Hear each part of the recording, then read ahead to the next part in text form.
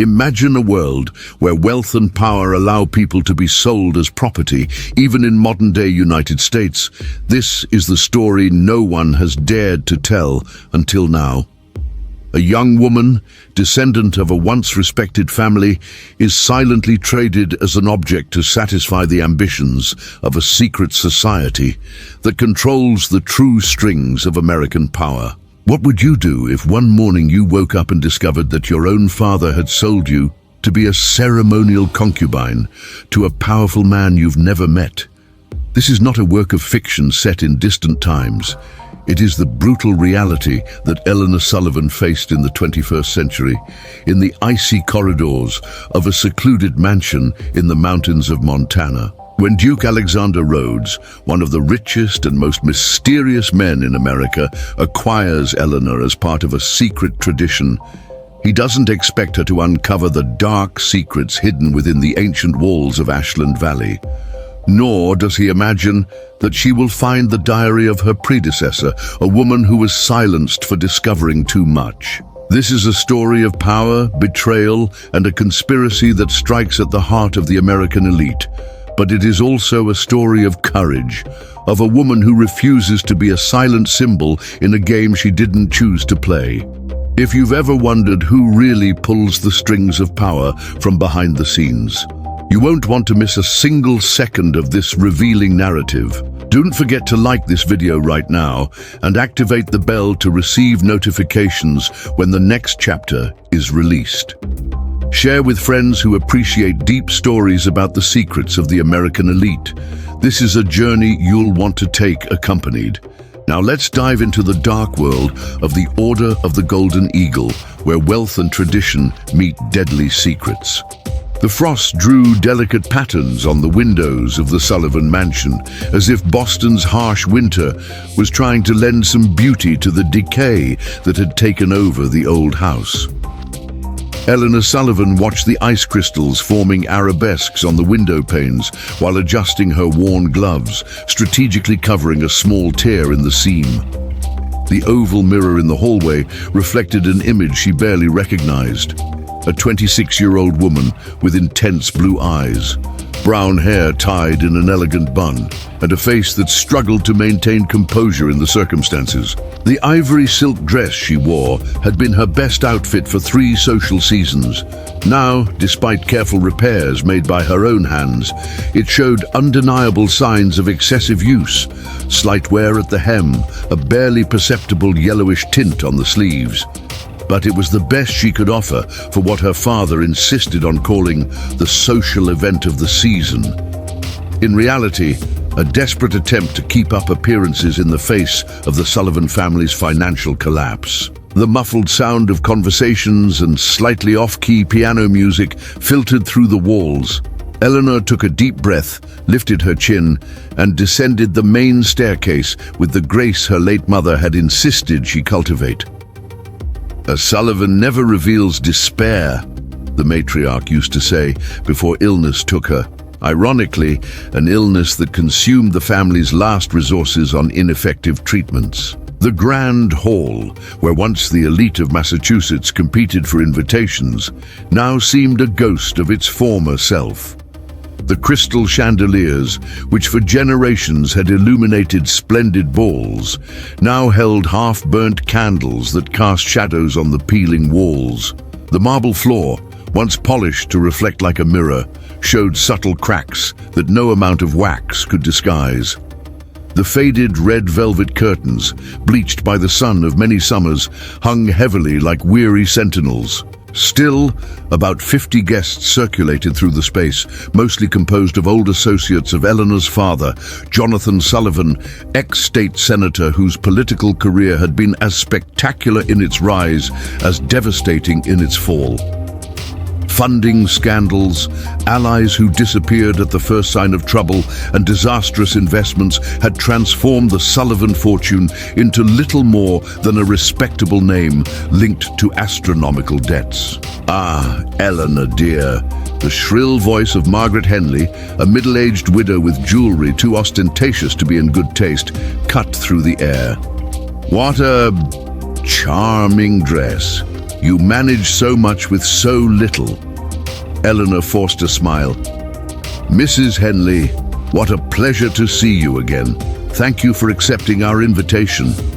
I wouldn't miss it for anything. It's so rare to see the Sullivans entertaining these days."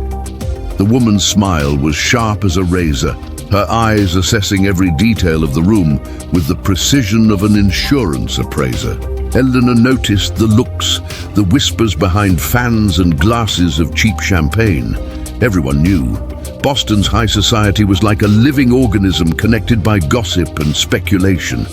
No one would refuse an invitation from the Sullivans, not out of respect, but for the opportunity to witness firsthand the shipwreck of a dynasty. In the distance, her father animatedly conversed with a group of businessmen, gesturing with excessive vigor, his laughter a bit too loud to be genuine. Jonathan Sullivan maintained an impeccable appearance. His old black suit had been adapted with patches of new fabric at the elbows and cuffs, his grey hair perfectly trimmed to hide the growing baldness. From afar, he still looked like the charismatic senator he once was. Up close, the signs of strain were evident.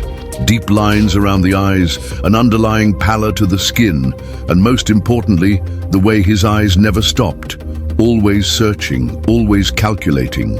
Eleanor walked through the hall, exchanging polite greetings, receiving empty compliments, answering politely invasive questions about the family's absence from recent events.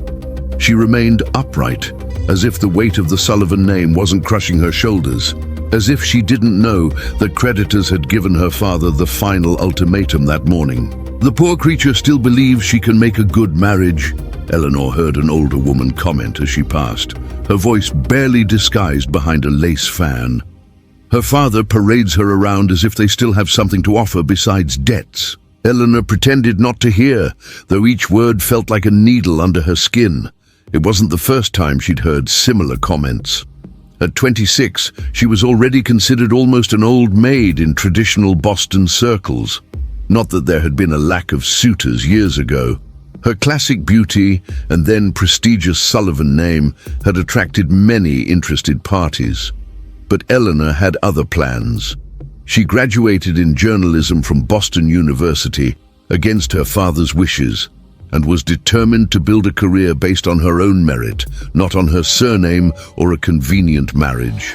That determination had waned in recent months when she lost her job at the Boston Herald due to budget cuts. Cuts that she suspected had more to do with her investigation into connections between local banks and corrupt politicians than any financial need of the newspaper. Since then, her attempts to find another job in the press had been frustrated by inexplicably closed doors and opportunities that evaporated at the last minute. Crossing the hall toward the drinks table, Eleanor felt a sudden chill, as if someone was watching her intensely. Turning discreetly, she caught the gaze of a man she didn't recognize among the usual guests.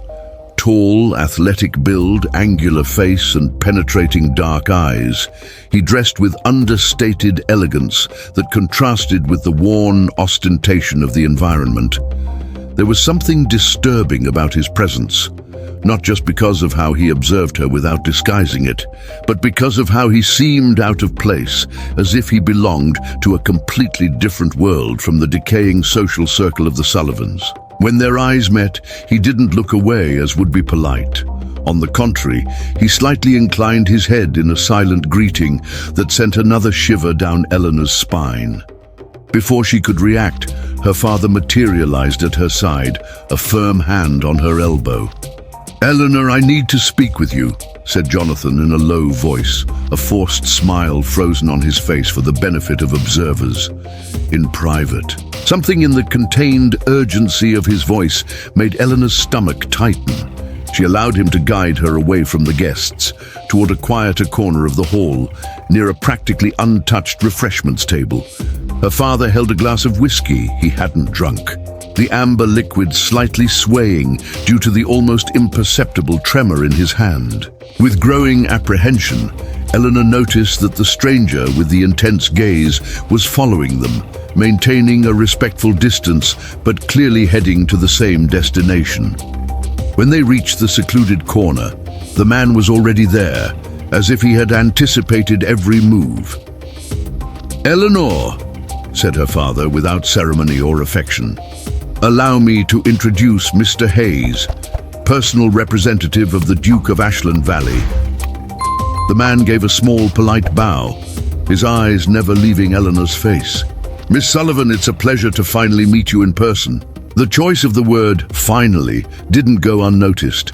Eleanor felt a coldness in her stomach as she narrowed her eyes. "I don't believe we've been introduced before, nor by correspondence." "Not directly," Hayes agreed with a contained smile.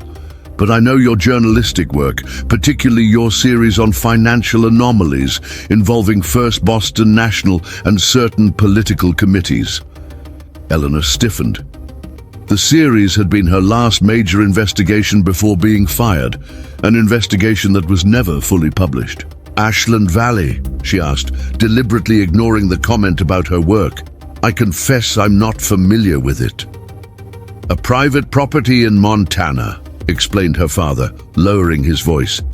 "The ancestral home of the Rhodes family, one of the oldest and discreetly influential in America." Something in her father's tone alarmed her. There was reverence in his voice, yes, but also fear.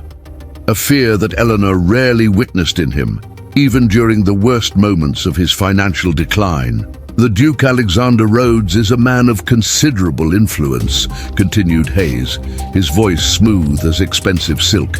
"His lineage dates back to the early days of the nation, although few know the true extent of his family." Eleanor crossed her arms, suddenly feeling vulnerable. "And why would the personal representative of the Duke be interested in our little social gathering?" Her father's eyes shot to her, a silent warning that she chose to ignore. "I'm not here for the gathering, Miss Sullivan," Hayes replied calmly. "I'm here specifically for you." The words hung in the cold air between them. Eleanor felt the blood drain from her face as she looked from the stranger to her father, whose expression confirmed her worst fears. Something was deeply wrong. "Your father and the Duke have reached an agreement," continued Hayes, his tone as casual as if discussing the weather or dinner menu. "An agreement that will benefit both families and honor a tradition dating back generations." "What kind of agreement?" Eleanor's voice came out firmer than she expected, considering how her heart pounded against her ribs. It was her father who answered, avoiding her gaze, fixing his eyes on the worn carpet beside him. "Ashland Valley needs a symbolic presence, Eleanor. A young woman of noble American lineage, unattached, who can represent the union between traditional families of this country." "And I will be what? An ambassador?" Eleanor tried to keep the tone light, but the growing sense of panic was hard to contain. "You will be," Hayes interjected smoothly, "the ceremonial concubine of Duke Alexander Rhodes." But what exactly did it mean to be a ceremonial concubine to one of the richest and most mysterious men in America? And why would Eleanor's father, despite all his flaws, hand her over to a stranger with no explanation beyond tradition? The answers were hidden within the ancient walls of Ashland Valley, along with secrets that could shake the very foundations of American power. The candlelight flickered against the cracked marble of the once grand Sullivan estate. Eleanor stood still, her eyes locked on her father's as the words settled like ash in the cold air. "You will be the ceremonial concubine of Duke Alexander Rhodes." The sentence echoed in her skull, every syllable louder than the last. The room spun. She clutched the edge of the table, steadying herself as reality crashed down like an avalanche. "Is this a joke?" she whispered. Jonathan Sullivan didn't answer. His eyes, once so full of fire and ambition, were now dull, resigned, broken. That silence was her answer. She turned to Mr. Hayes. "Ceremonial concubine. Define that." His expression was unreadable. "You will live in Ashland Valley. You will represent the union of two noble bloodlines in a symbolic role. There will be no expectations beyond appearance. So I'm a statue? She asked, her voice sharp, rising. A puppet in red velvet paraded around for the sake of tradition? You will be respected, he said smoothly, protected and compensated. Your presence will restore dignity to your name.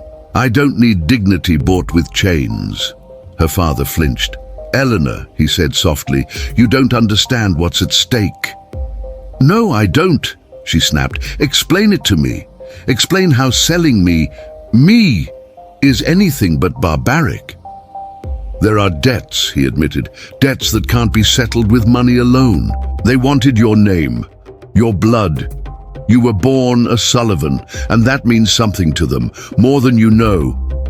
Eleanor turned away, chest heaving. Her mind raced. The walls of the ballroom, the murmurs of guests, the chandeliers dimmed by dust. It all seemed like a twisted stage for this performance. So I'm currency now, she said bitterly. How noble of the Sullivans. Mr. Hayes stepped forward, as if rehearsed. You will leave at dawn. A private jet will take you to Montana. The Duke expects your arrival. No, she said instantly. I'm not going anywhere. Her father shook his head. It's done. The agreement is signed, legally binding. You had no right. I had every right, he said coldly. You are my daughter. You carry my name. And I gave you life. Now I've given it purpose. Eleanor slapped him. The sound was sharp and final. Mr. Hayes didn't react. Her father didn't flinch. He simply turned and walked away, disappearing into the crowd like a coward fleeing battle. Eleanor stood frozen, her pulse deafening in her ears. She wanted to scream, to shatter every glass in the room. But instead, she swallowed it down, straightened her back, and walked silently to the staircase. That night, she packed, not with acceptance, but with fury. The knock came at 5 a.m. Miss Sullivan, Mr. Hayes called from the hallway. The car is waiting. She opened the door, her jaw set. Outside, dawn had barely touched the Boston sky. Frost glazed the mansion's stone steps. A long black limousine idled at the gate, exhaust curling like smoke from a funeral pyre. Inside the car, Eleanor said nothing. Neither did Hayes. The ride was long, tense, and silent. At the airport, the jet gleamed with obscene wealth. She climbed aboard, numb, and sat by the window, watching her city vanish beneath clouds. 4 hours later, the plane descended over the snowy wilderness of Montana. The landscape was vast and unbroken, mountains like white teeth, forests ancient and dense. Ashland Valley appeared below, carved into the earth like a forgotten fortress. Eleanor felt the dread rise in her throat. This was not a house, it was a dominion. They landed on a private airstrip surrounded by pine trees. A black Rolls-Royce waited. The cold was biting, the air thinner, harsher. Hayes opened the car door for her without a word. The drive to the mansion was silent, but surreal. Frozen lakes glistened under the pale sun. Flocks of birds moved like shadows against the sky. And then, at last, the mansion itself.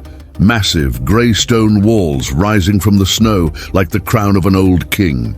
Towers, turrets, walls of granite, gargoyles peered from the corners, their faces eroded by time and storms. A line of servants waited on the front steps, dressed in traditional livery. It was like stepping into another century. "Welcome to Ashland Valley," said Hayes. The housekeeper, a severe-looking woman named Mrs. Winters, greeted her with a stiff nod. "The Duke is expecting you." Eleanor didn't reply. Her hands trembled inside her gloves. She followed the woman through echoing corridors, past tapestries and oil paintings of grim ancestors. Every step felt like crossing a threshold into something dark and irreversible. When the grand doors opened to the main hall, Eleanor saw him for the first time. The Duke.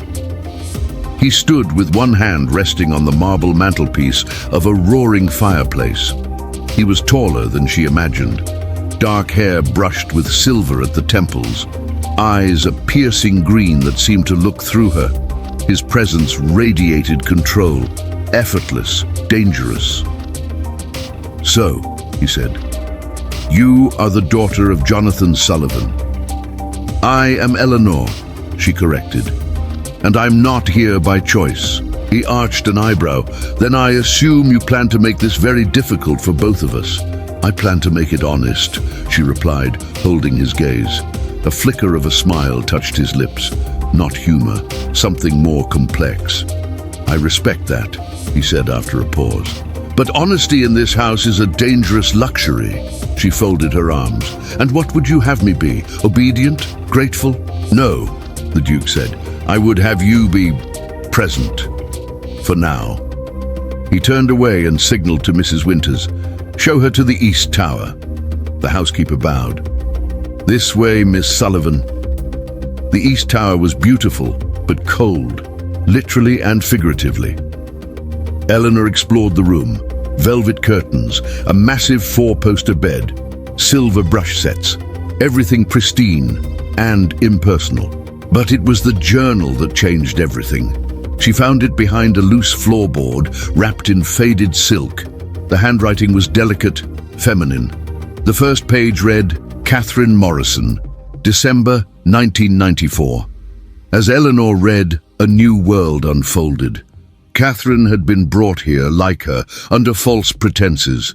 She wrote of strange ceremonies, whispers behind closed doors, powerful men in dark suits arriving by helicopter, and of the Duke, distant, untouchable, trapped in a role he neither chose nor questioned.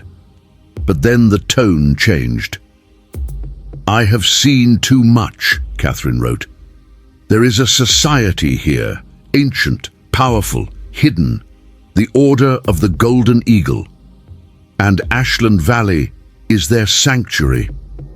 Eleanor closed the journal, heart racing. A knock on the door interrupted her thoughts. It was a maid. "Dinner is at 7. The Duke expects you in the formal dining hall."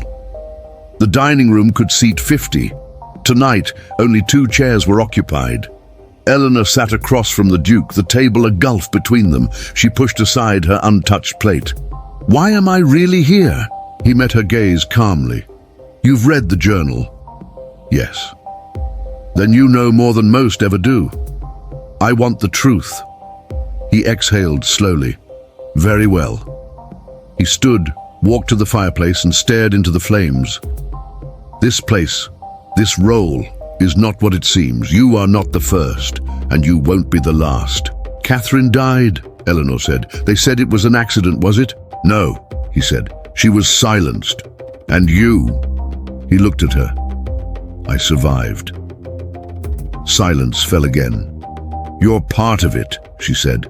"I was born into it," he corrected. "But I never swore loyalty. I have always played along, until now." "Why now?" "Because you're not like the others," he said quietly. "Because I can't watch another woman disappear into this place. And because..." He hesitated. "Because I need an ally. Someone who can finish what Catherine started." Eleanor's breath caught. "There's a meeting," he continued, "in 3 days. The leaders of the Order will gather here, all 13 families. It will be our only chance." "To do what?" she whispered. He turned back to her, eyes burning. "To bring them down." The heavy oak door slammed behind her, and the echo vibrated through the stone walls like a cruel laugh. Eleanor stood motionless in the grand hallway of Ashland Valley, the cold of the polished marble floor seeping through the thin soles of her shoes. She was alone, her fists clenched at her sides. The air tasted like dust and secrets. For a moment she couldn't move, not because she was afraid, but because the weight of everything crushed her all at once. Her father's betrayal, the surreal arrival, the Duke's impossible demands, the journal, and now this, to be left, again, like a forgotten object behind glass. She turned sharply, retraced her steps to the tall doors, and tried the handle. Locked, of course. With a sharp exhale, she kicked the base of the door, the sound sharp and hollow in the cavernous space. "Cowards," she muttered, "all of them." But even her voice felt too loud in a house that listened. Back in the East Tower, Eleanor tore off the red velvet shawl that had been placed on her shoulders for the dinner. It landed on the floor like a pool of spilled wine. She paced the room like a caged animal, her footsteps muffled by Persian rugs older than her lineage. The fire in the hearth crackled, but it didn't reach her. "What do they want from me?" she whispered. "What is this place?" The room didn't answer. The only witness to her torment was the moonlight filtering through stained glass windows that painted colored shadows on the floor. She sat on the edge of the bed, took the journal again, and ran her fingers over the embossed initials, C.M. Catherine Morrison. A ghost whose story now felt dangerously close to becoming her own. A knock broke the silence. Eleanor stiffened. She didn't answer. The door creaked open slowly. It was the maid again. Young, pale, avoiding eye contact. "There's tea," she said softly. "The Duke sent it." Eleanor looked at the tray. Elegant china, a delicate aroma of chamomile and honey. "Take it away." The girl didn't move. "Did you not hear me?" Eleanor said, standing. "I don't want anything from him." The maid looked up then, just for a moment. There was something in her eyes, not fear, pity. "He said you'd refuse." Eleanor crossed her arms. "Smart man. Must be how he bought half the country." The maid hesitated. "He also said you'd need strength for what's coming." Eleanor's brow furrowed. "What's coming?" But the girl was already gone, vanishing like a shadow down the corridor. That night, Eleanor couldn't sleep. She tried. She lay in bed, staring at the ceiling's carved wooden panels, listening to the wind whistle through unseen cracks in the stone walls. But her mind refused peace. Memories flooded her. Journalism school protests, late nights chasing leads, the pride of her first byline, and her mother's voice, soft and fierce. "Never let a man decide your worth." She rose before dawn. The house was silent. She dressed quickly.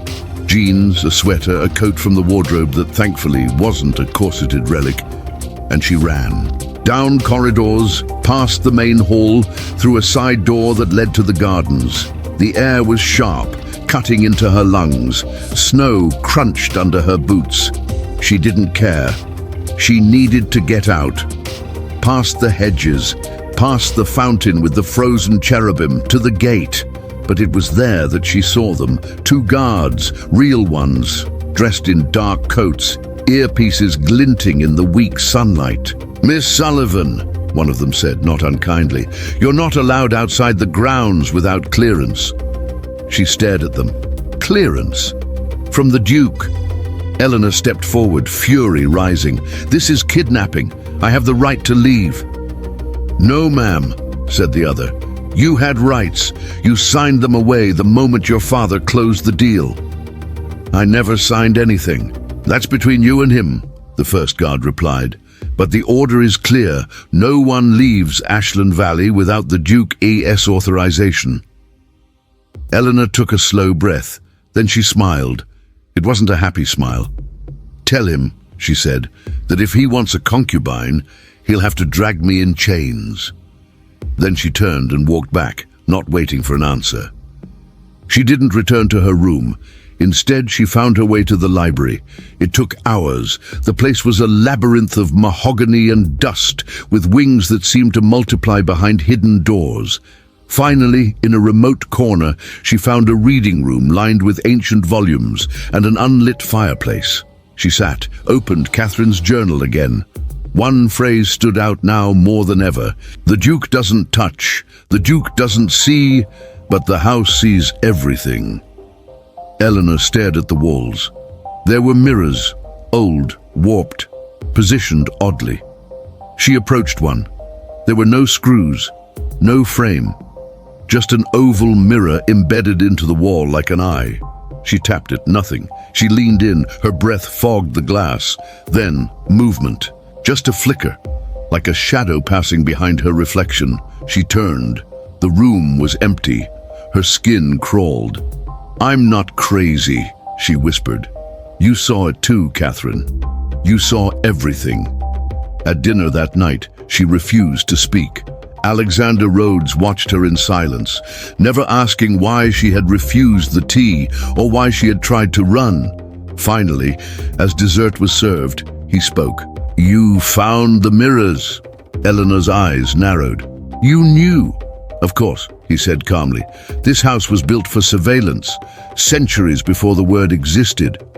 "So you watch me?" "No, they do." She leaned forward. "Who are they?" "The ones who built this place. The ones who made the rules, the order.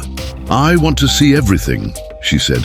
"Every room, every corridor, every secret you haven't told me yet." Alexander smiled faintly. "You'll regret that." "I already regret everything," she snapped. "So give me the damn tour." And he did. That night, he showed her the underground tunnels, vaulted stone passages behind the walls where servants and watchers moved unseen.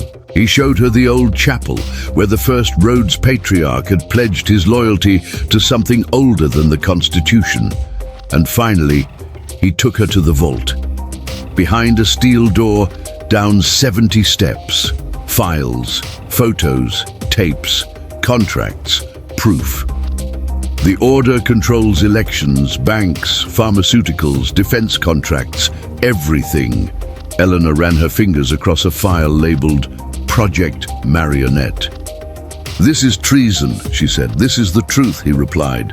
She looked at him then, really looked, not just at the Duke, the title, the armor of power, but at the man beneath, the guilt, the fatigue, the desperation. "Why are you showing me this?" she asked. "Because I can't do it alone," he said, "and because your father didn't sell you." She blinked. "What?" "He bought your silence. With this deal, he made you disappear to keep you alive." Eleanor's heart thudded. "I don't understand." "You were close to publishing something dangerous. Someone was coming for you. He made a bargain with the Order, brought you here, hid you in plain sight." Eleanor staggered back. Her father hadn't betrayed her for profit. He'd sacrificed her to save her. "But he never told me," she whispered, "because if you knew, they would have known you knew." Eleanor sat down. She was shaking. It was too much. She had been the pawn, the currency, the prisoner, and the protected. Now, for the first time, she wasn't sure who she was. Back in her tower, Eleanor couldn't sleep again. She stood by the window, watching the snow fall silently over the frozen lake. Ashland Valley was beautiful and terrible, and now it was hers to unravel. She opened the journal once more. At the bottom of one page, she saw it. "I dreamed of a fire that would burn down the Order."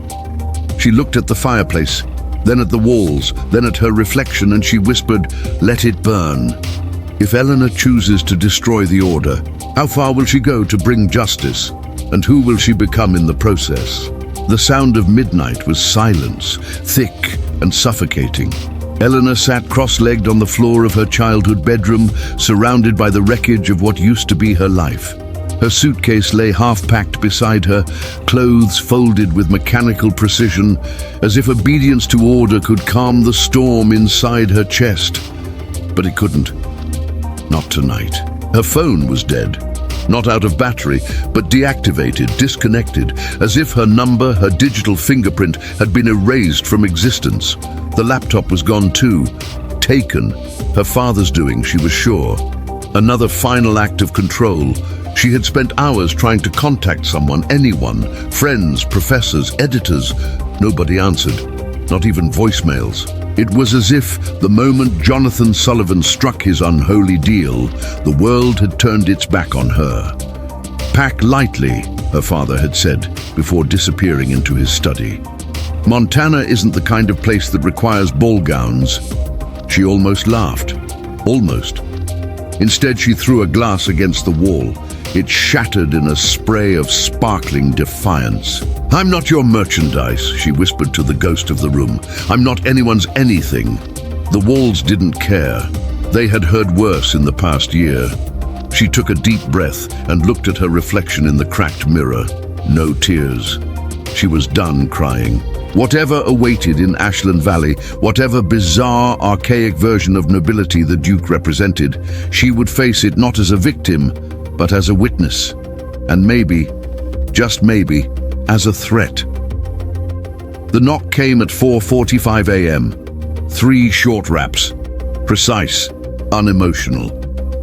Eleanor opened the door, wearing her thickest coat and her thinnest patience. Mr. Hayes stood there with a folder in one hand and a perfectly neutral expression. "Good morning, Miss Sullivan," he said. "Is it?" He didn't answer. He simply gestured toward the grand staircase. Downstairs, the mansion was dark, save for the weak light of a few sconces. The ballroom, the scene of her public humiliation just hours earlier, was now empty, just echoes, and cold. By the front door stood Jonathan Sullivan, his silhouette framed by the pale light of the winter dawn. He didn't say anything. He didn't even look at her. Eleanor stopped a few feet away, her breath visible in the freezing air. "No goodbye?" she asked. "No final piece of wisdom before you sell me off completely?" Her father's jaw tightened. "You'll understand one day." She stepped closer, her voice like steel. "I will never understand this." Still, he said nothing. And with that, she turned her back on him for the last time. The limousine waiting outside looked like something from a political motorcade, long, black, and humming with quiet menace. She slid inside and didn't look back at the mansion. She didn't need to. It was already behind her, in more ways than one. Hayes joined her, placing the folder on the seat between them. "What's that?" she asked without glancing at it. "Your new identity, for the duration of your stay. Medical records, emergency contacts, NDA documents, travel itinerary, instructions." "I don't need instructions," she muttered, looking out the window. "You'll want to read the dossier," he said. "The Duke appreciates preparation. I'm not here to impress him." Hayes didn't reply. The airport they arrived at was private and pristine, nestled just outside Boston. The only aircraft on the tarmac was a sleek private jet, polished to a mirror shine, with an emblem painted in gold on the tail, an eagle, wings outstretched, clutching 13 stars in its talons. It sent a chill down Eleanor's spine. She turned to Hayes. "What is that symbol?" "It's the Duke's family crest," he said smoothly. "No, it's more than that. I've seen it before. Somewhere." Hayes's expression flickered just for a second. "It's a common motif in certain aristocratic circles," he said, but Eleanor saw through the lie, and she remembered the dream she'd had the night before of golden wings, blood on snow, and whispers in a language she didn't understand. She boarded the jet in silence. Inside, the cabin was lavish without being tacky. Cream leather seats, dark wood paneling, a small bar fully stocked. She expected a hostess, but none appeared. Just Hayes, typing silently on a tablet. Eleanor took the window seat. As the engines roared to life, she stared out at the edge of the world she was leaving behind. Boston. Its skyline was barely visible through the morning fog. Tall towers, college halls, coffee shops, dead ends, broken dreams. As the jet climbed, the city disappeared beneath a blanket of clouds. She didn't look back. The flight lasted exactly 4 hours. Eleanor didn't sleep. She read, not the folder Hayes had given her, but a book she managed to sneak from the mansion, one of her mother's old favorites. A collection of essays on American history and power structures, ironically appropriate. From time to time, she caught Hayes watching her from across the cabin. She ignored him. At one point, she did open the folder. The documents were meticulously crafted. Her name, Eleanor Sullivan, was still there, but the address listed was in Helena, Montana. Her occupation, private historical consultant. Her medical records were updated, signed by a doctor she'd never met. "Is this to protect me?" she asked quietly, "or to erase me?" Hayes didn't answer. As the plane descended, Eleanor's stomach tightened. The landscape was nothing like she'd ever seen. White mountains stretched like ancient gods across the horizon. Dense pine forests blanketed the valleys. A lake, frozen solid, gleamed in the weak sunlight like a shard of glass. And in the center of it all, a sprawling grey estate that looked like it had been carved out of myth. Ashland Valley, the Duke's fortress. The private airstrip was just beyond the tree line, marked by low stone columns and torchlight lights. As they landed, Eleanor's breath fogged the window. This was it. There was no terminal, no tarmac crew, just a single black Rolls-Royce parked at the edge of the runway. "Welcome to Montana," Hayes said. He helped her down the steps into the biting wind. The air here was sharper, purer, and heavier. The chauffeur opened the car door without a word. She slid in, her fingers trembling despite the thick gloves. As the Rolls began its slow journey through the snow-covered woods, Eleanor felt the sensation again. The same as when she first locked eyes with Mr. Hayes in Boston. She was being watched, but not by him, by something older, older than the road, older than the stones, older than even the Duke. The car ride took nearly an hour. Ashland Valley was enormous. They passed frozen gardens, a hedge maze, and what looked like a stone amphitheater. Flocks of blackbirds scattered as the car drove by. The snow fell steadily, whispering against the windshield. Finally, the mansion itself appeared. It loomed like a cathedral of secrets, towers, arches, gargoyles watching from the heights. The entire structure was made of grey stone, veined with white, as if frost itself had been woven into the walls. Several servants stood at attention outside the grand entrance, dressed in formal black uniforms with silver buttons. Eleanor stepped out. The cold bit through her coat instantly. An older woman with impeccable posture and ice-blue eyes approached. "I am Mrs. Winters," she said, "housekeeper of Ashland Valley. You will be shown to your quarters." "I'd rather speak to the Duke first," Eleanor said. Mrs. Winters didn't flinch. "That is not how things are done here, Miss Sullivan." Eleanor straightened her spine. "Then maybe things need to change." Mrs. Winters held her gaze for a moment, then gave a slight, almost imperceptible nod. "This way, please." Inside, the mansion was even more overwhelming. Vaulted ceilings, marble floors, oil portraits of grim-faced ancestors, crystal chandeliers that glowed with a golden hue. Every step Eleanor took echoed, and then the hallway leading to the East Tower, her new cage. Mrs. Winters opened the door to a grand room with antique furniture, crimson drapes, and a fireplace already lit. Eleanor stepped inside. The door closed behind her. She was alone again, but this time she didn't cry. She walked to the mirror, looked herself in the eye, and whispered, "This is not where I end." Who watches from the shadows of Ashland Valley? And what will Eleanor find when she dares to look back? The moment Eleanor crossed the threshold of Ashland Valley, the cold outside felt almost gentle compared to the chill that radiated from within. It wasn't the temperature, it was the house itself. A stillness clung to the air, thick with age and silence, as if the very walls were holding their breath. Mrs. Winters led her across the entrance hall, each step echoing off marble floors, so polished they mirrored the chandeliers above.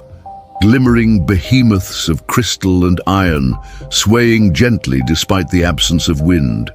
The front doors closed behind them with a deep, sonorous boom. Eleanor flinched.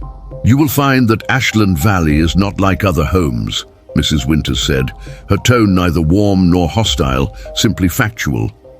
"It is a place of legacy, and legacy, Miss Sullivan, comes with weight." Eleanor glanced at the high ceilings, the intricate wood paneling, the ancient tapestries depicting scenes she didn't yet understand. Warriors kneeling before winged eagles, robed figures with hidden faces. Every corner of the mansion whispered a warning. And Eleanor, despite herself, listened. The corridor leading to the main wing was long and hushed. Eleanor's footsteps were muffled by velvet carpet so dark it seemed to absorb light. Portraits watched from every side, dozens of eyes painted across centuries, all with the same piercing gaze. She slowed as they passed one painting in particular. A woman, pale, regal, dressed in crimson velvet, a silver tiara on her head. The plaque below read, Catherine Morrison, 1994. Eleanor stopped. "That's her," she said quietly. Mrs. Winters paused as well, her expression unreadable. "Your predecessor," she said, "the last to wear the title of ceremonial concubine. What happened to her?" "She left." "Alive?" The housekeeper met Eleanor's eyes. "That depends on what you believe about souls." They crossed through the conservatory next, a cathedral of glass and iron with a domed ceiling and frosted windows. Snow fell beyond the panes, soft and slow, while inside the plants seemed strangely alive despite the season. Orchids blooming out of turn, ivy climbing too fast. "Some parts of this house refuse to obey nature," Mrs. Winters said, noticing Eleanor's stare. "Others amplify it." "What does that even mean?" Eleanor asked, but she got no answer, just a knowing look and more silence. Finally, they reached the heart of the mansion, the grand hall, a cathedral-like chamber with coffered ceilings and massive fireplaces at each end. The floor was marble inlaid with gold veins, forming an elaborate circular pattern, an eagle with wings spread wide, standing on a broken chain. Eleanor stood in the center and looked up. Above her, a skylight allowed a shaft of pale winter sunlight to strike the center of the eagle's head. The precision was eerie. "The crest of the order," Mrs. Winters explained. "Ashland Valley is the ancestral seat of the Rhodes family, the bloodline that protects the circle." "The circle?" But again, no reply. Instead, Mrs. Winters gestured toward the twin staircases that spiraled up each side of the hall. "The East Tower is yours. It has been prepared." "Prepared?" Eleanor echoed. "Like a cage." "No, Miss Sullivan," said the housekeeper with something close to a smile. "A throne." The East Tower was distant from the main wing, connected by a narrow passage lined with windows that overlooked the frozen lake. By the time they reached her quarters, Eleanor felt she had climbed not just stairs, but centuries. The room was vast. A four-poster bed dominated the center, its curtains a deep red. The walls were paneled in dark oak, the furniture antique and ornate. The fireplace was already lit, flames crackling as if awaiting her arrival. A writing desk sat by the window, already stocked with ink and parchment. Not paper, parchment. And beside the desk, a wardrobe stood open, revealing rows of gowns in rich fabrics, fur-lined cloaks and ceremonial robes. It was beautiful and terrifying, a snow globe made of stone. Mrs. Winters gestured toward a small bell on the nightstand. "If you need anything, ring. One of the maids will attend." Eleanor turned to her. "Can I go for a walk around the grounds?" "Of course," the woman said, "with a companion. For your safety." "My safety from what?" Another pause. "This land is old, Miss Sullivan. Not everything that walks here answers to the Duke."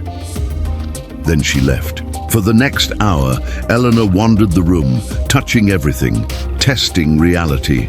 This place was no prison in the conventional sense. There were no bars, no chains, but the control was absolute. Even the warmth of the fire seemed choreographed. She found her suitcase at the foot of the bed, already unpacked, her clothes folded, her books aligned on a shelf she hadn't noticed before.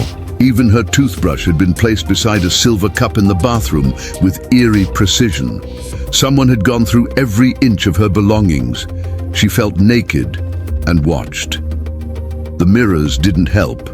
There were 3 in the room. One over the fireplace, one on the wardrobe door, and a third oval-shaped embedded into the wall above the desk. That one bothered her most. Its frame was carved with the eagle motif, and she was almost certain the reflection was slightly delayed. At sunset, a new knock. A young maid entered, soft-spoken and efficient. "The Duke requests your presence in the blue salon, Miss Sullivan." Eleanor narrowed her eyes. "Not dinner." "No, miss. He wishes to speak privately."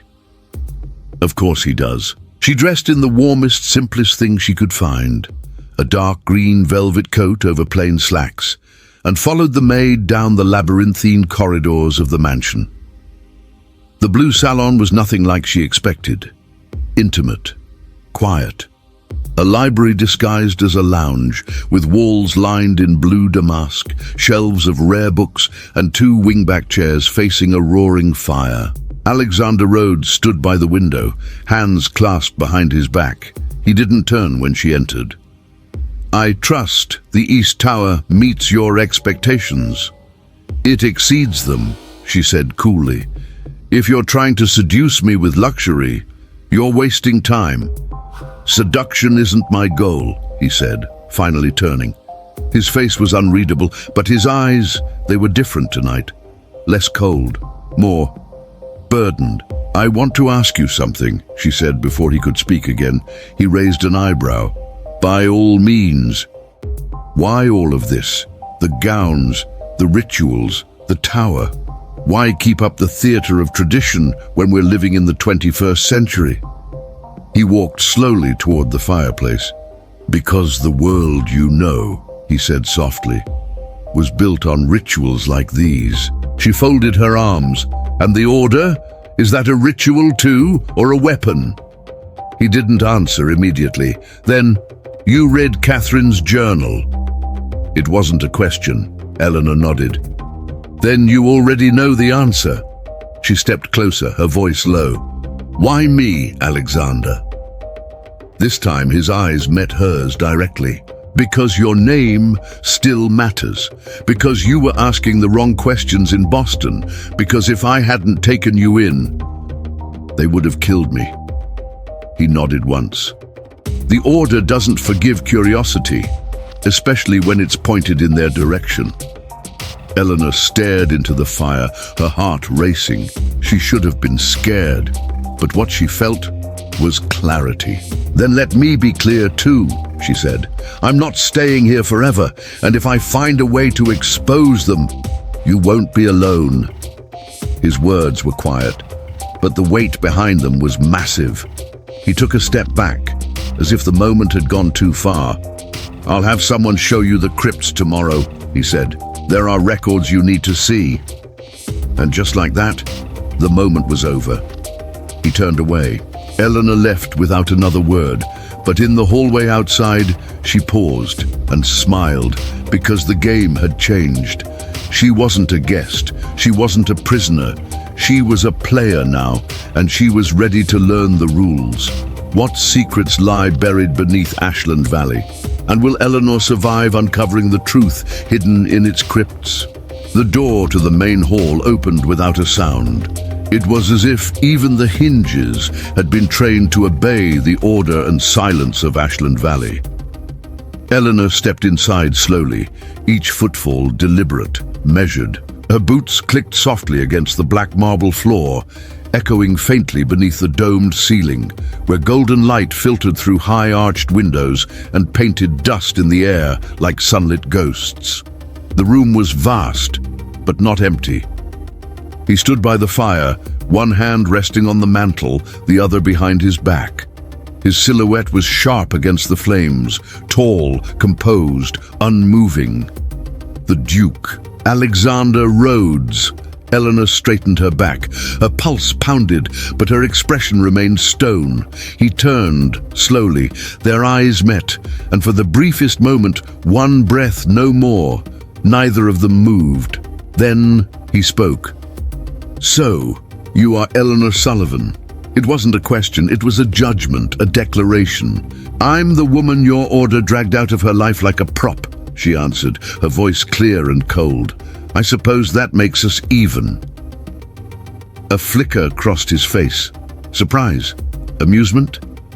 But it passed too quickly to decipher. "You have spirit," he said. "That will make things complicated." She stepped further into the hall. "You don't get to speak about my spirit as if it is a variable in your equation. I'm not here for your amusement." "No," he said. "You're here for your name." "That's all I am to you? A surname with legs?" He didn't answer immediately. He crossed the floor slowly, each step echoing through the chamber. When he was close enough to tower over her, but not quite within reach, he stopped.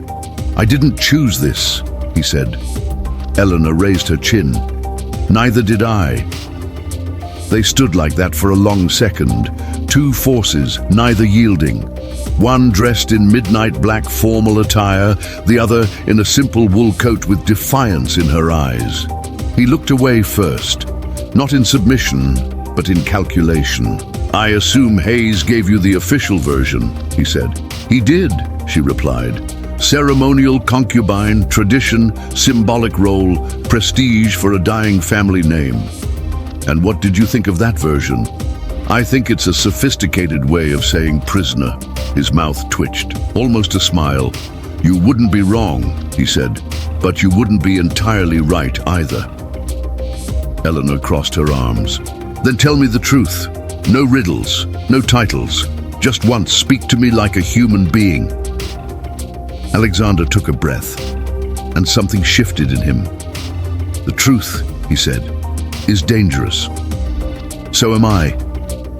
For the first time, a real smile touched his lips. It was faint, reluctant, and short-lived, but it was there. "Walk with me." She hesitated, then followed. They moved through corridors Eleanor hadn't seen before. Narrower, darker, lined with strange paintings, symbols, battle scenes, masks without eyes. Alexander walked ahead of her, his hands behind his back. "This house," he began, "was not built as a home. It was designed as a statement. Every stone, every corridor, every portrait serves a function. Power, memory, control." "And the women you bring here?" Eleanor asked. "What function do they serve?" He stopped, turned. "Not women, one woman, one at a time, always with the same name." "Sullivan," she muttered. He nodded. "Your family and mine have a pact that predates either of us. You were never told because it wasn't meant for your generation. But the debt exists and the order collects. So I'm payment, you're balance.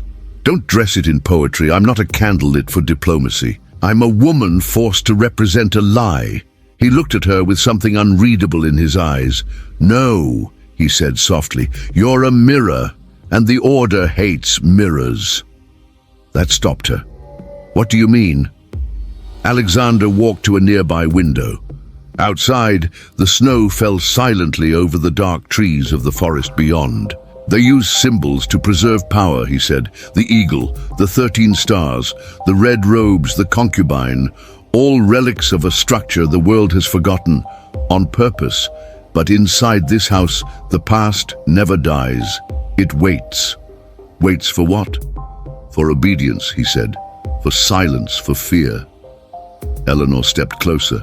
"And you're not afraid?" He turned toward her.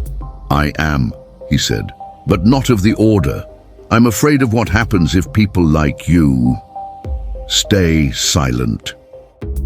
They were close now, closer than before. She could see the silver streaks in his dark hair, the shadows beneath his eyes, the tension in his jaw held like a blade. "And Catherine?" she asked. "What happened to her?" He paused, then answered. "She asked too many questions." Eleanor's voice dropped to a whisper. "Did you love her?" That hesitation again.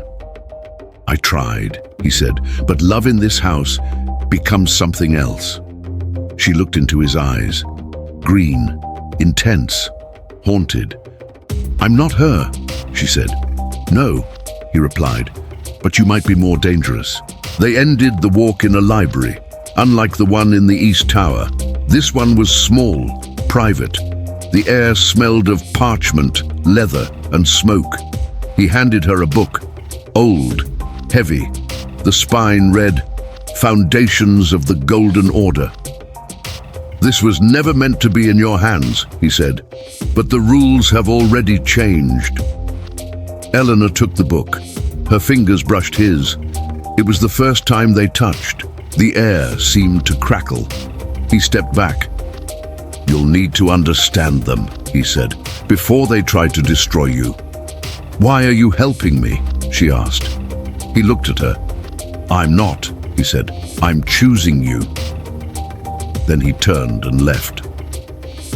Back in her tower, Eleanor placed the book on the desk. She didn't open it. Not yet. She stood in front of the mirror, the strange one, the one with the delayed reflection, and asked her reflection aloud, "What am I walking into?" The mirror, as always, said nothing, but the air behind her moved. What secrets lie within the forbidden book of the Order, and will Eleanor survive reading what no outsider was ever meant to see? The door to the East Tower closed with a click too final to be accidental. Eleanor stood alone in her new quarters, eyes scanning the vast chamber lit by the warm flicker of firelight. The velvet curtains swayed slightly, though the windows were sealed tight. Somewhere in the woodwork, the wind howled like a living thing. She walked to the fireplace, extending her hands toward the flames, trying to feel human again. But everything in this place, even the heat, felt curated. She was beginning to understand what Alexander had meant. Ashland Valley didn't welcome. It watched. The room was undeniably beautiful, antique furniture polished to a soft sheen, a bed large enough to swallow her whole, draped in burgundy velvet and gold thread. A silver tray sat on the nightstand with fruits, cheeses, and a decanter of something amber and sweet-smelling. Eleanor ignored it. She wasn't hungry, she was angry, exhausted, and most of all, curious. Everything here screamed presentation, like a museum exhibit titled "Elegance in Captivity." But nothing was random, and if the house had rules, she'd start breaking them. She began with the wardrobe. Behind the rows of ceremonial gowns, she found nothing out of place, except one hanger that bore no dress, just an old brass tag etched with initials, C.M. Catherine Morrison. The name sent a tremor through her spine.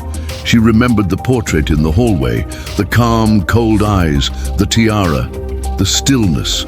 There was more of Catherine here. She was sure of it. Eleanor searched for hours, methodically tapping panels, lifting rugs, checking the edges of frames and behind furniture. It was near the vanity that she felt something change. The floor beneath her feet gave a faint hollow sound, different from the rest of the stone. She dropped to her knees, a loose floorboard. She pried it open with the edge of a silver hairbrush, heart pounding, breath caught in her throat. There, wrapped in faded silk, lay an object, a journal. It was old, leather-bound. The spine cracked with time. The first page bore a name in delicate ink. Catherine Morrison, Ashland Valley, 1994. Eleanor sat back on her heels, her hands trembling, and then she began to read. The first entries were mundane, almost mocking in their calm. Today I was shown the gardens. They are exquisite in winter. The silence here is profound, almost too much. The Duke is polite, distant. He looks at me like I'm part of the furniture. I suppose I am. But slowly the tone shifted. There are mirrors in my room that don't reflect properly. I swear I saw someone watching through them last night. I'm beginning to understand. This isn't tradition, it's control. Every step I take is tracked, every word recorded. Then, the East Tower has secrets. I've found passageways behind the walls, old tunnels. They weren't built for convenience, they were built for surveillance, for hiding. And finally, I've uncovered names, documents. The Order isn't just a remnant of nobility. It's a machine. It has hands in everything. The stock market, elections, law enforcement. They don't just observe, they direct. Eleanor sat frozen. This wasn't folklore. It was a manifesto. and Catherine had been trying to blow it open. She flipped to the back, heart pounding faster with each page. There, in a trembling scrawl, were the last entries. He doesn't touch, he doesn't speak unless required, but something in him fears me now. I'm getting close. Too close. I've hidden the most damning papers in the old music room behind the broken piano. If someone finds this journal, find the seal of the eagle. It will open the door beneath the chapel. That's where the truth sleeps. The final line was written in a rush. They know. I can hear them outside my door. If I disappear, I didn't run. I fought. Please don't let them silence me. The ink trailed off into a dark smear. Eleanor closed the book, hands shaking. Catherine hadn't left. She'd been taken, silenced, just like Alexander had said. And now, Eleanor was in her place. She rose from the floor slowly, clutching the journal to her chest like a talisman. The room felt colder, the shadows seemed deeper, and the mirror above the desk, the oval one framed in iron and etched with eagle feathers, now looked alive. She walked toward it, stared into her own reflection, and waited. At first it was just her, but then a flicker. A second face, half-formed, appearing over her shoulder.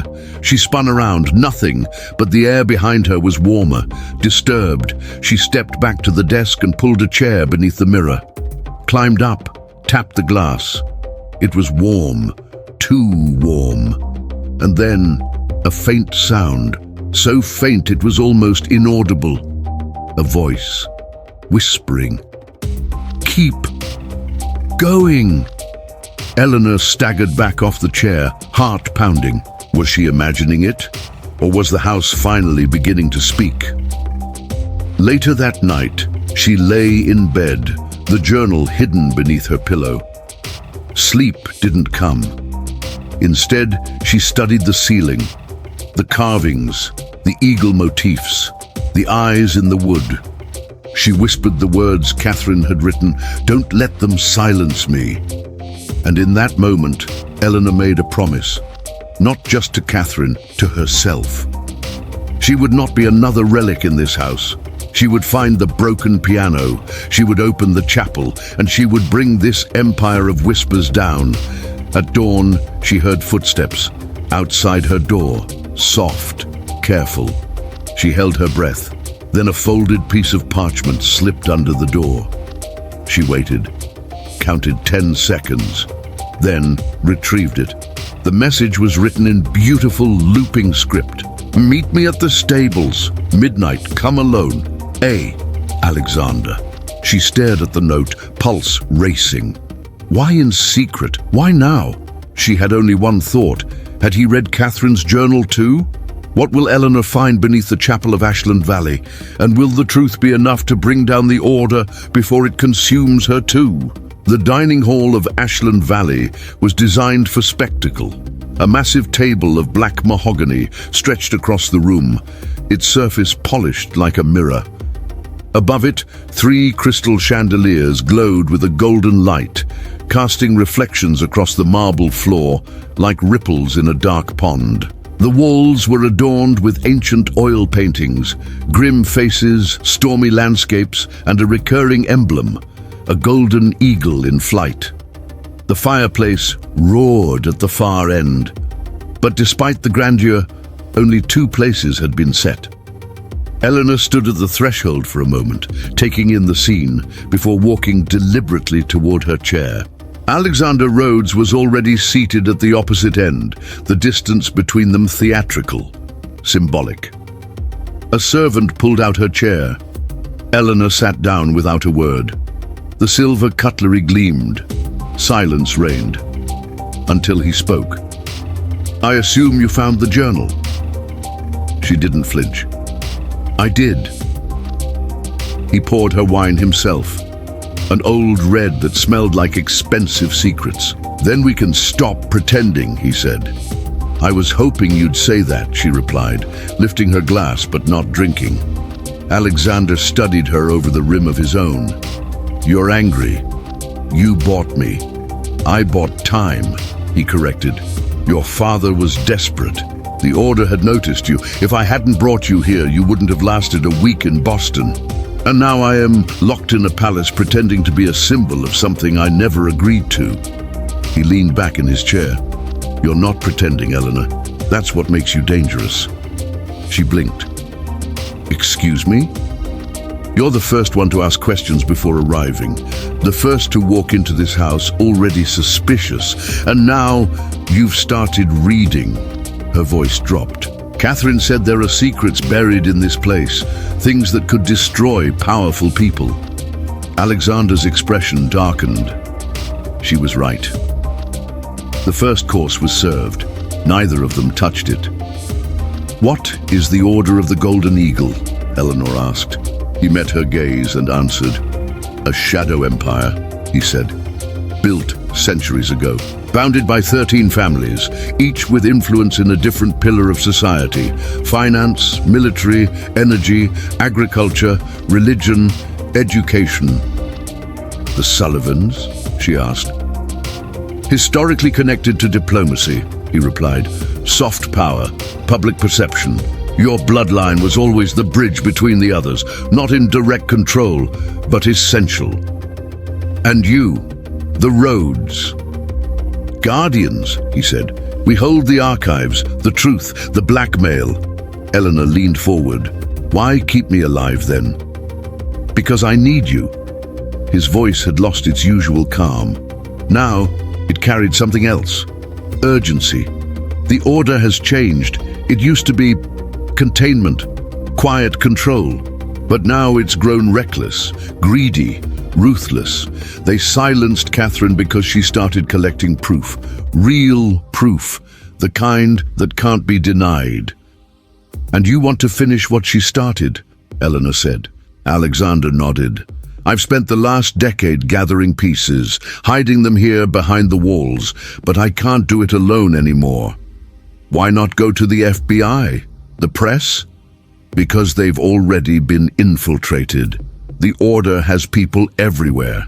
The only safe place left is this house. Eleanor's fork clinked softly against her plate. This place isn't safe. It's a gilded trap. He didn't deny it. But it's our trap, he said, and if we're clever, we can flip it on them. She took a slow sip of wine. What do you need from me? Catherine's journal mentions a second archive, he said, hidden under the chapel. I've searched it for years. No door, no access. She left a clue, Eleanor said. A seal, an eagle. Alexander's eyes widened, just for a moment. I know where it is. Later that night, Eleanor sat in front of the fire in her tower suite, the remnants of the journal open on her lap. She traced Catherine's handwriting with her finger. So alive, so brave, so unfinished. The dinner had left her shaken, not because of what Alexander had revealed, but because of what he hadn't. He was hiding something. She was sure of it, something deeper than guilt, something personal. A door clicked at the end of the hall. She tensed. Steps approached, soft, deliberate. She stood and waited. A knock. She opened the door just a crack. It was the maid again, the same one from before, the one who never met her eyes. Miss Sullivan, she whispered, you need to see this. The maid led her down a hidden staircase that twisted behind the stone walls of the East Tower. They emerged near the gallery, a long vaulted corridor filled with portraits and sculptures. The maid pointed to a particular painting. It showed a man in ceremonial robes, hand extended toward a robed figure kneeling before him. At first glance, it was just another portrayal of tradition, but in the corner, a carving, barely visible, a golden eagle, its talons wrapped around a circular key. Eleanor's heart raced. I've seen this before, she said, in the library, on the fireplace mantel. The maid nodded once. It's not just decoration, it's the lock. Eleanor turned to her. How do you know all this? The girl hesitated, then lifted her sleeve. A scar ran down her forearm, a burn mark in the shape of an eagle. "My sister was Catherine Morrison," she said softly. The world tilted. Eleanor backed away, stunned. "She's gone," the maid continued, "but I stayed. I swore I'd finish what she couldn't." Eleanor's throat tightened. "What's your name?" The girl met her eyes for the first time. "Claire." That night, Eleanor stood in the chapel alone. The candlelight flickered across the stone floor. Behind the altar, the eagle emblem gleamed faintly. She approached it and pressed her hand against the carving. The stone moved. With a soft, grinding sound, a portion of the wall shifted, revealing a spiral staircase descending into darkness. She turned back once and stepped into the abyss. What truth sleeps beneath the chapel? And what price will Eleanor pay to awaken it? The spiral staircase swallowed the light behind Eleanor as the wall sealed itself shut with a soft thud. She was alone in the dark. The stone steps beneath her feet were cold, worn from centuries of use. The only light came from the flickering flame of a candle she'd taken from the chapel altar, its glow bouncing eerily off the damp walls. Each step down felt like a descent into the bones of the earth, and maybe it was. She kept thinking of Catherine S.'s final words in the journal. "Find the seal of the eagle. That's where the truth sleeps." Now she was here. She just didn't know if she was ready to wake it. At the bottom of the staircase, a heavy iron door awaited. Eleanor ran her hand along its surface. Cold, rusted, ancient. In the center, the emblem, the golden eagle. This time, carved in relief, wings outstretched, claws gripping 13 stars. She pressed her hand against it. Nothing. She took a breath and pressed again. This time harder, using her palm to turn the entire symbol like a dial. Click. The door creaked open. A rush of cold, dry air spilled out like the breath of a tomb. Inside, she found what Catherine had promised. Not a room, an archive. The chamber was vast, carved into the bedrock like a catacomb. Shelves stretched from floor to ceiling, packed with ancient ledgers, sealed boxes, black binders with red wax insignias. The air smelled of ink, mold, and time. She stepped inside, her footsteps muffled by dust. On a central table lay open documents, stained, yellowed, some handwritten, others typed with official government seals. She picked up the first one. Operation Hawk's Veil, 1953. Target, media manipulation. Method, controlled disinformation via federal grants. Her fingers trembled as she read more. Project Marionette. Objective, compromise of elected officials via coerced scandal. Collateral damage acceptable. Approval, House Roads. Oversight, Sullivan Liaison. Her breath caught. Sullivan. Her family had been involved, not just victims, participants, facilitators. She moved from table to table, uncovering pieces of a nightmare no one had ever told in full. A program to install governors with allegiance to the order, blackmail material collected on Supreme Court justices, campaigns designed to bankrupt independent media groups. It wasn't conspiracy theory, it was conspiracy fact. And it was organized, catalogued, controlled by the very men Eleanor had shared a table with and the very blood that ran through her veins. She stumbled back from the last cabinet, clutching a leather-bound book labeled Rhodes' Internal Doctrine. It opened with a line that made her knees buckle. To rule without being seen is to rule forever. The sound of footsteps broke the silence. She spun around, candle raised. Alexander stood in the doorway, unarmed, watching her. "You found it," he said quietly. "You let me find it," she replied. He nodded once. "I couldn't bring you here. That would have been a violation. You had to choose the descent yourself." Eleanor's voice shook with rage. "You sat across from me, talking about tradition, while your family ran shadow operations that destroyed lives." "Yes," he said.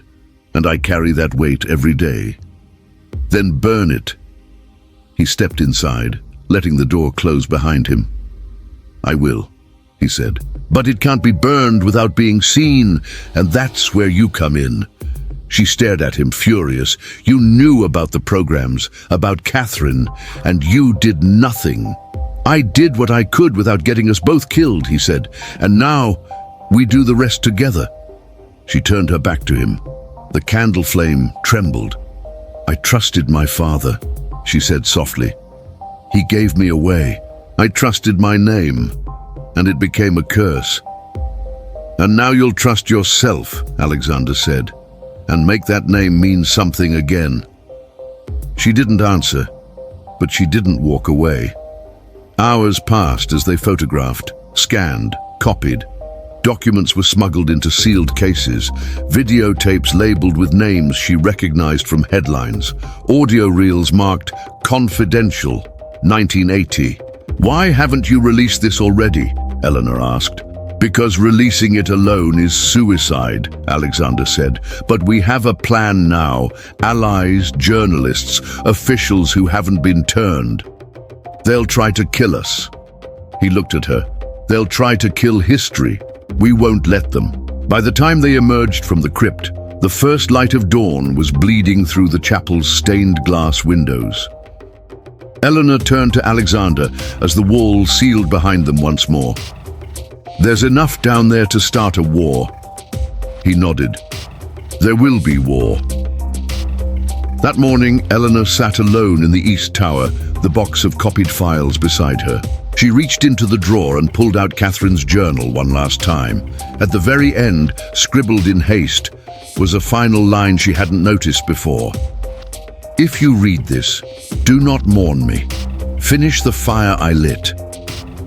Eleanor closed her eyes and whispered, "I will." Now that Eleanor holds the key to destroy the Order, will the world believe her before the Order silences her forever? The snow fell in silence as the helicopters arrived. Ashland Valley had never seen so much movement. Black sedans rolled through the iron gates like phantoms. Drivers in suits stepped out, opening doors for men and women dressed in old money. Tailored coats, discreet diamonds, leather gloves. They didn't speak, they didn't need to. Their presence was their language. One by one, they entered the mansion. The annual meeting of the Order of the Golden Eagle had begun, and this year, something had changed. This year, a storm was coming from inside the house. Eleanor stood before a full-length mirror in the East Tower. Her reflection looked unfamiliar. The ceremonial dress was crimson velvet, tight at the waist, flowing behind her like a shadow. The silver tiara rested atop her head, the same worn by Catherine Morrison and all the women before her. She stared at herself and saw not a victim, but a weapon. Claire stood behind her, pinning the final piece into her hair. "They expect obedience," Claire said. "They'll get fire," Eleanor replied. They shared a nod. No fear, only purpose. In the Great Hall, Alexander Rhodes took his seat at the head of the long table. The other members of the Order sat around him, 12 in total. Each represented a bloodline that held power in sectors most Americans didn't know were connected. Finance, tech, media, religion, justice, oil, education, medicine, agriculture, intelligence, energy, arms. And one seat left empty, the Sullivan seat. Until now, the doors opened, Eleanor entered, heads turned, not with desire, with calculation, with suspicion. She walked the full length of the hall with poise carved from rage. Alexander stood. "Miss Eleanor Sullivan," he announced, "the ceremonial representative of her house." She took her place beside him. No one spoke. Then the oldest member, a woman in pearl earrings and a voice like frost, said, "Begin." The meeting started with the usual liturgy, speeches about legacy, duty, the importance of maintaining balance. But there was tension. Alexander's eyes scanned the room as he spoke. Eleanor kept still, waiting for the signal. When it came, it wasn't spoken. It was a gesture. He rose, walked to the center of the circle and said, "For generations, we have ruled in shadow. We have preserved the illusion of democracy, of freedom, of justice. We have turned people into markets and countries into chessboards. But today, we face a reckoning. Murmurs, shifting in seats. This year, he continued, I invoke the Sovereign Clause. Gasps. The Sovereign Clause was ancient, almost mythical, a rule that allowed a member to challenge the legitimacy of the order. One of the men rose in protest. On what grounds? Alexander looked at Eleanor and then turned to the room. On the grounds of moral failure, corruption, treason against the people we swore to protect. The room erupted in outrage until Eleanor stood. She reached up and tore the silver tiara from her head. The sound echoed like thunder. This symbol, she said, holding it high, was meant to represent loyalty, sacrifice. But it was built on the bodies of women silenced.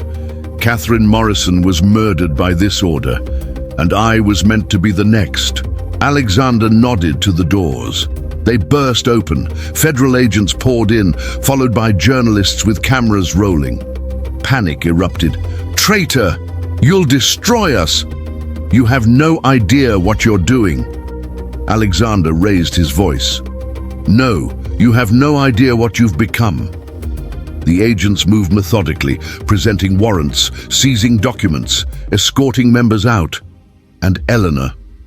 She walked to the head of the table, laid the broken tiara on the polished wood, and said, "This ends now."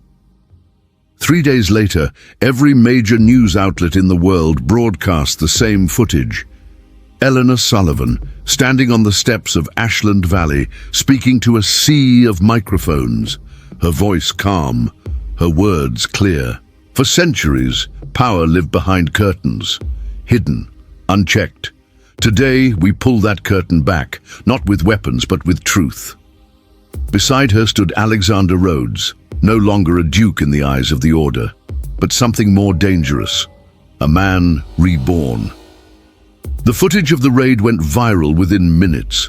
Names, files, footage of private meetings, banking codes, election interference. The empire cracked and then crumbled. Eleanor returned once more to the East Tower, now empty of meaning. She lit a fire in the old hearth, held Catherine's journal in her hands, and whispered, "You weren't a symbol. You were the first spark." She tossed the journal into the flames and watched it burn, not in destruction, but in liberation. Ashland Valley remains, but not as it was. Now it stands as a monument to truth, to resistance, to the power of one voice when it refuses to be silenced, and to the woman who became more than a concubine. She became the undoing of an empire.